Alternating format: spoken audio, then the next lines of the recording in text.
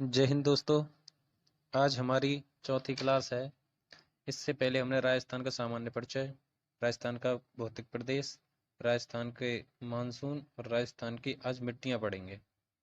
ये हमारा चौथा चैप्टर है जिसमें हम राजस्थान की मिट्टियाँ पढ़ेंगे। चलिए अपने क्वेश्चनों पर चलते हैं।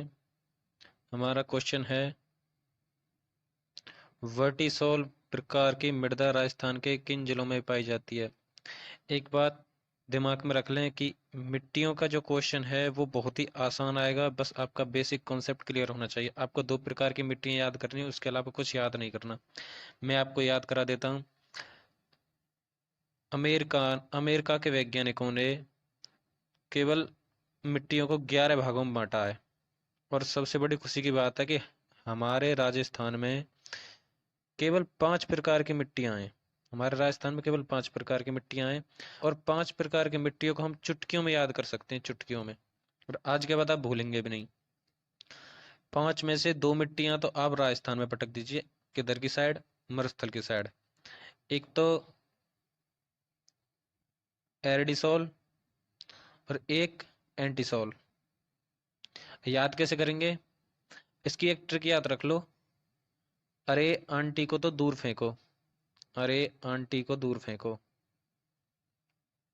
तो इसमें अरे से एरिडिसोल, आंटी से एंटीसोल। तो दूर किसे फेंकेंगे? दूर मरुस्थल में फेंकेंगे अरे आंटी को। तो दो तो ये फ्री हो गई। एक बीच में है। बीच में, बीच में कहाँ? मैं को क्या बोलते हैं इंग्लिश में? इन। और बीच में है अरावली। तो यहाँ पे है इंसेप्टिसोल। कौन सी? इंसेप्टिसोल। अब हमारी इंसेप्टिसोल। तो हमारी 3 मिट्टियां हो गई। अब 2 हैं। अब एक बात बताइए, फल होते हैं जो फल, फल मरुस्थल में होते हैं या फिर मैदानों में होते हैं? सीधी सी बात है, मैदानों में होते हैं।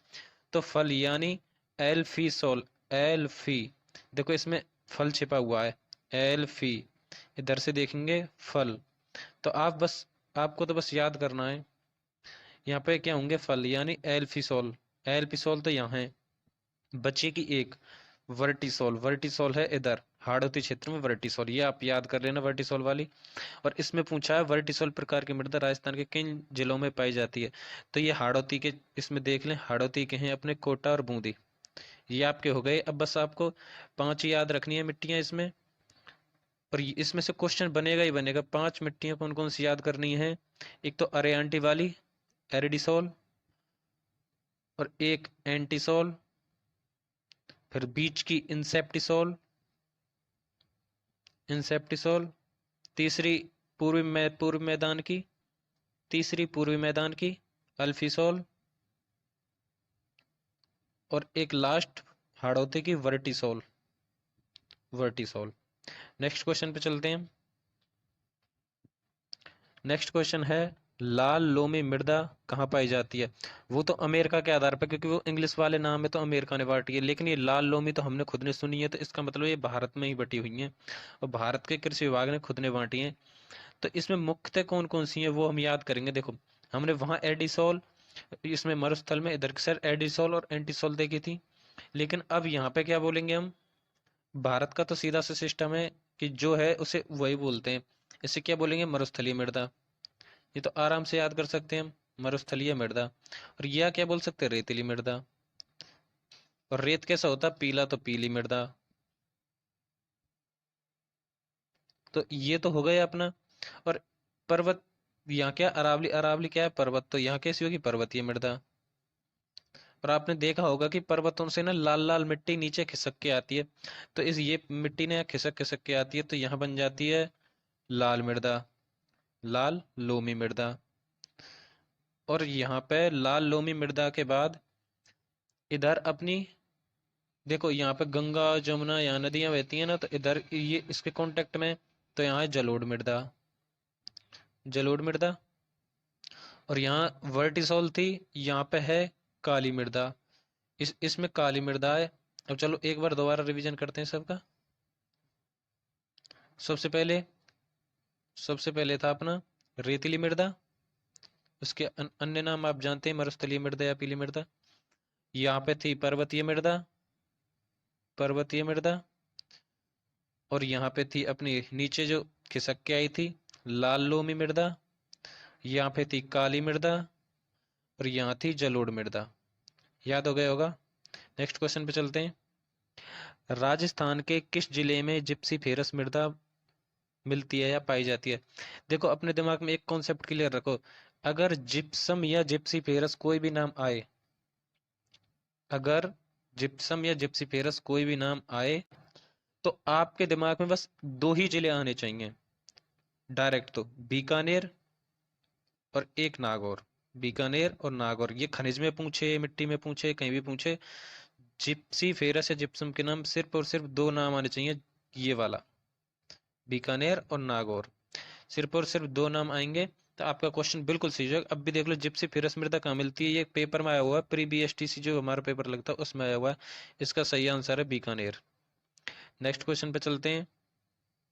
अम्लीय मृदा में किस के प्रयोग से सुधार किया जा सकता है? देखो मिट्टी है, मिट्टी में दो दो प्रकार की मिट्टी हो जाती है, अम्लीय और क्षारीय।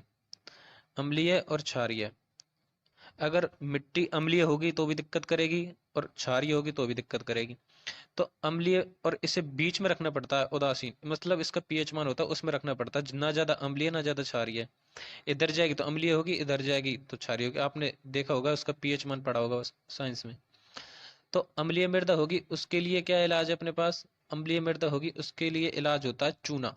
आपने गांव में देखा होगा चूना पटकते हैं खेतों में। और अगर मिट्टी क्षारीय हो जाती है उसमें पटकते हैं क्या? जिप्सम। अब एक बात बताइए कि जो हमारी सेम की समस्या है, किधर? ये राजस्थान है, राजस्थान के इधर वो है अपनी इंदिरा गांधी नहर, वहाँ सेम की समस्या है, और खासकर उत्तर में बड़ोपाल हनुमानगढ़ में वहाँ सेम की समस्या है। तो वहाँ सेम की समस्या से निपटने के लिए किसका प्रयोग किया जाता है, और सेम की समस्या की मिट्टी कैसी होती है? तो मैं आपको बता दूं, वहाँ क्षारीय तो मिट्टी होती है, और आपको यह भी बता दी मैंने, क्षारीय मिट्टी के लिए जिप्सम का प्रयोग करते हैं, और जिससे क्या है कि वो मिट्टी सही हो जाती है, तो वहाँ जिप्सम का प्रयोग किया जाता है, क्षारीय मृदा है यहाँ पे। नेक्स्ट क्वेश्चन चलते हैं, लेकिन इससे पहले मैं बता दूं इसका उत्तर क्या था, अम्लीय मृदा का अम्लीय चूना, इसका चूना। अगर यह पूछता कि क्षारीय मृदा तो उसका जिप्सम होता। हमारा नेक्स्ट क्वेश्चन है प्रश्न 5, राजस्थान के किस जिले में जलोढ़ मृदा पाई जाती है? देखो मैंने आपको बताई थी जलोढ़ मृदा वहां होगी जहां मैदानी क्षेत्र होगा या वहां नदियां होंगी। तो आपको पता है गंगा और यमुना का मैदान इधर है, तो ये कांटेक्ट में आता है, तो यहीं होती है जलोढ़ मृदा, यानी पूर्वी राजस्थान में। अब आप देखिए, नागौर पूर्वी राजस्थान में है? बिल्कुल नहीं है, नागौर तो बीच में है। भरतपुर है? हाँ भरतपुर तो है, ये रहा। और बाड़मेर है? बाड़मेर तो नहीं है, बाड़मेर तो यहाँ पे है। जैसलमेर? जैसलमेर भी नहीं है, ये तो गलत है, तो इसका उत्तर क्या होगा? भरतपुर। नेक्स्ट क्वेश्चन पे चलते हैं।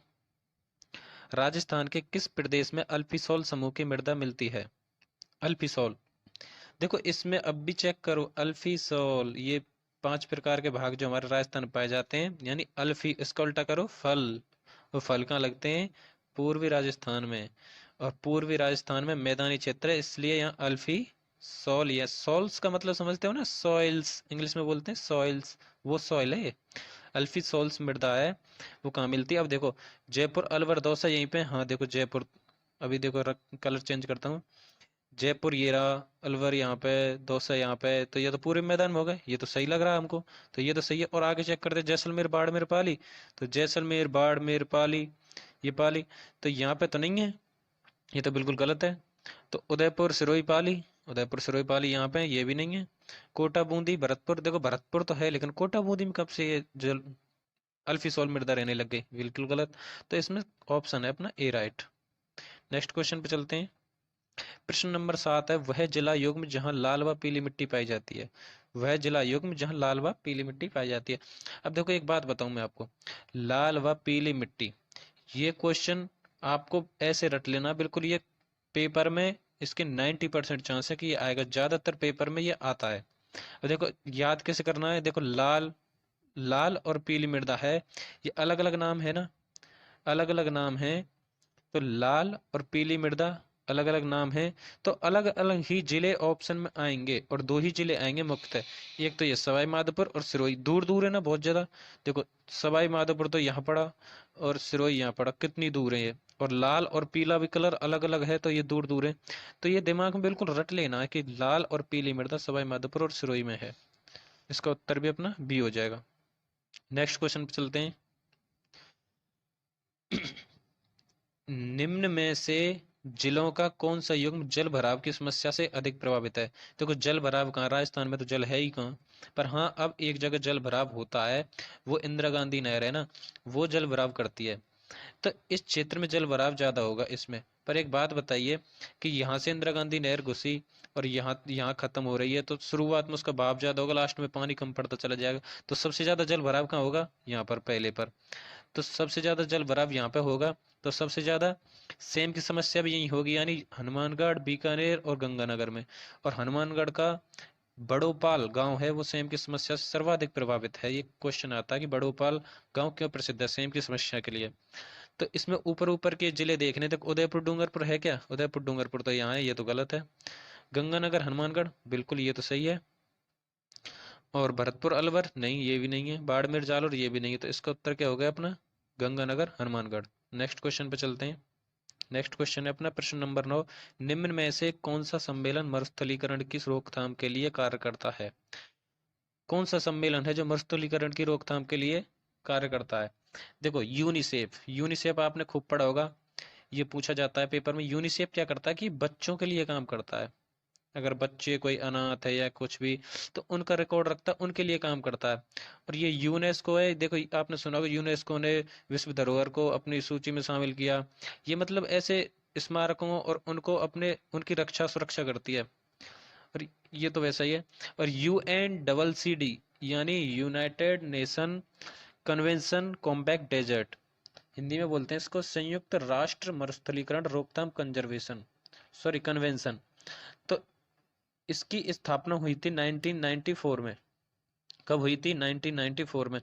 और यही है जो मरुस्थलीकरण की रोकथाम के लिए कार्य करता है। देखो यूनाइटेड नेशन कन्वेंशन, कॉम्बैक्ट मतलब रोकथाम और डेजर्ट मतलब मरुस्थलीकरण या रेगिस्तान, कॉम्बैक्ट यानी रोकथाम।